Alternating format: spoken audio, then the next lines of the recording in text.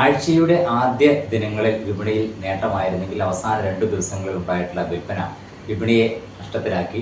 പശ്ചിമേഷ്യയിൽ രൂപപ്പെട്ടിട്ടുള്ള പുതിയ അസ്വസ്ഥതകളാണ് വിപണിയിലെ വിൽപ്പനയ്ക്ക് പ്രധാനപ്പെട്ട ഒരു കാരണം. ആഴ്ചയിലെ നിലവാരം നോക്കുകയാണെങ്കിൽ ഏതാണ്ട് 1% മുൻനിര ഓഹരി സൂചികളിൽ ഇടിവുണ്ടായത്. സമാനമായ നഷ്ടം രണ്ടാം നിര ചെറുകിട ഓഹരികളിലും ഉണ്ടായി. വിദേശ നിക്ഷേപ സ്ഥാപനങ്ങൾ ഈ 2 ദിവസങ്ങളിലും വിപണിയിൽ വിൽപ്പനയിലായിരുന്നെങ്കിൽ കൂടി ആഭ്യന്തര നിക്ഷേപ സ്ഥാപനങ്ങൾ വളരെ മികച്ച രീതിയിൽ വിപണിയിൽ നിക്ഷേപം നടത്തിയെങ്കിലും വിപണിയുടെ വീഴ്ചയെ പ്രതിരോധിക്കാനായില്ല.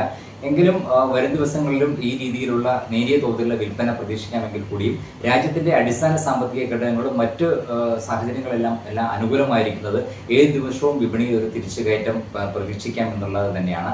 അതുകൊണ്ട് തന്നെ വിപണിയിൽ ഇപ്പോൾ ഉണ്ടായിട്ടുള്ള ഈ ഒരു വിൽപ്പന പുതിയ ഓഹരികൾ വാങ്ങുന്നതിനും നിക്ഷേപകർക്ക് വിപണിയിൽ അനുകൂലമായി ഇടപെടുന്നതിനും പറ്റിയ ഒരു സാഹചര്യമായിരിക്കും. അതുകൊണ്ട് തന്നെ ഈ വീഴ്ച പ്രയോജനപ്പെടുത്താവുന്നതാണ്.